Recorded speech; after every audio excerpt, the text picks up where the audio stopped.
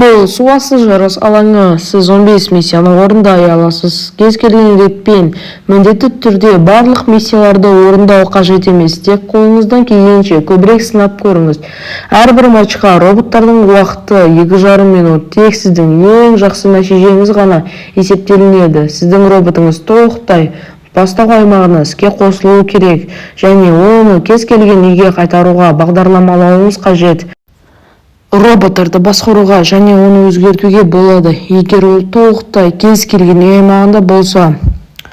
Достық, кәсіпқойлық бұл біз бірінші Лего лигасының басты құндылықтарын көрсететін жол. Роботтар ойында маңызды рөл атқарады. Жергілікті жарыстарды әділ түрде бағалауға негізделген кәсіпқойлық пен әділ қазылар командаларыңызды бағалайды. Ресми роботтар матчында жабдықты сәйкестендіріп, роботтарды тексеріңіз және барлық жабдықтарыңыз бастау алдында сәйкес келу керек. Сондай-ақ биіктігі шегінен аспау керек. Егер бір ғана бастау аймағына сыйса және осы биіктік шегінен аспаса, команда ұпай жинайды. Миссия 1. Коралл фермасы. Жаңа коралдарды өсіруге арналған ферманы жасаңыз. Оларды рифке жеткізгенше өсіру. Егер коралл ағашы ілулі тұрса, қолдау бонусы беріледі.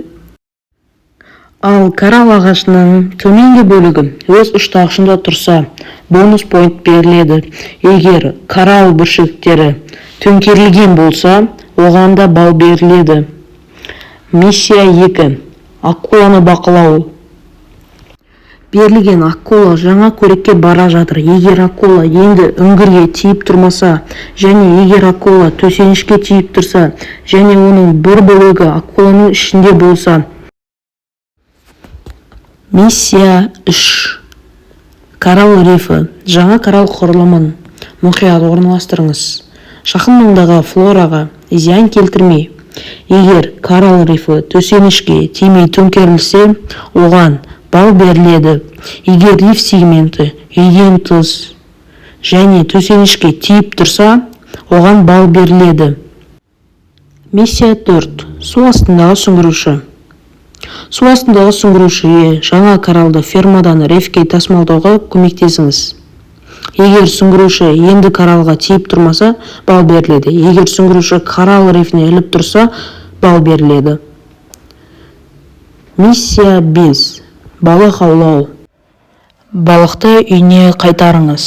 Егер балық удильщик кеме сынықтарының ішінде қалса, оған 30 балл беріледі. Миссия 6. Мачтаны көтеру. Мачтаны көтеріңіз. Кеме сынықтарын қалпына келтіру үшін, егер мачта толық көтерілсе, оған 30 балл беріледі. Миссия 7. Кракеннің қазынасы. Кракен ұясынан қазына сандығын алыңыз. Егер қазына сандығын кракен ұясынан толығымен шығарсаңыз, оған 20 балл беріледі. Миссия 8. Жасанды мекенді құру.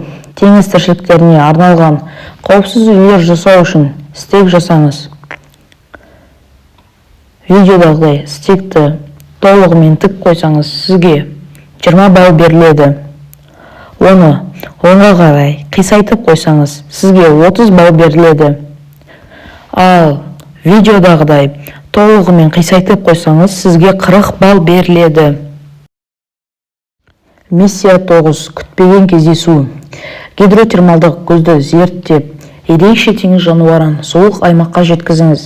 Егер белгісіз жаратылыс босатылса, видеодағыдай 20 балл беріледі.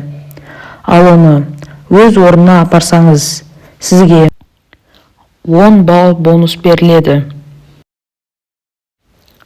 Миссия 10. Сүңгуір кемесін жіберіңіз. Тереңдікте үлкен қысымға қарсы арнайы көлік қажет болады. Егер сүңгуір кемесі жау алдында жақындаса, оған балл беріледі. Сіз видеодағыдай оны көтерсеңіз, сізге 30 балл бонуспен 10 балл беріледі. Ал сіздің қарсыластарыңыз оны көтерсе, Сізге 30 балл, оларға бонус, сіздерден бонус алынады. Миссия 11.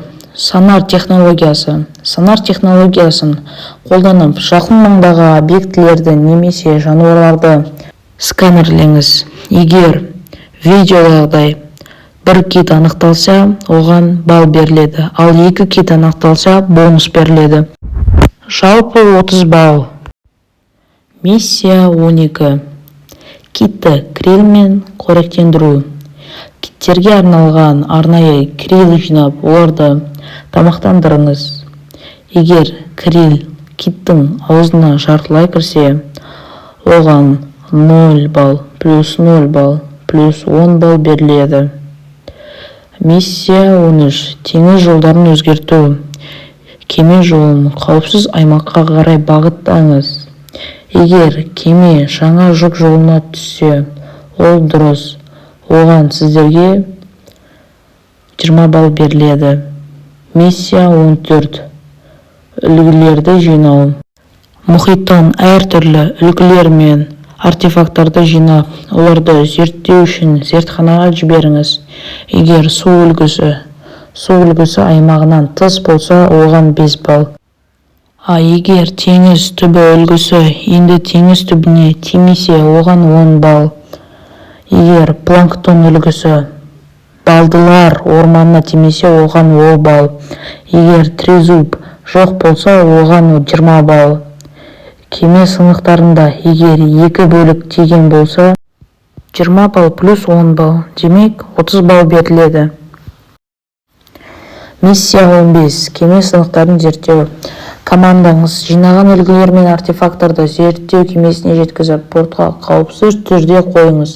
Егер зерттеу кемесіндегі үлгі дұрыс орналастырылса, оған қосымша балдар беріледі. Жалпылап айтқанда, берілген балдарды санасақ, 30 балл беріледі.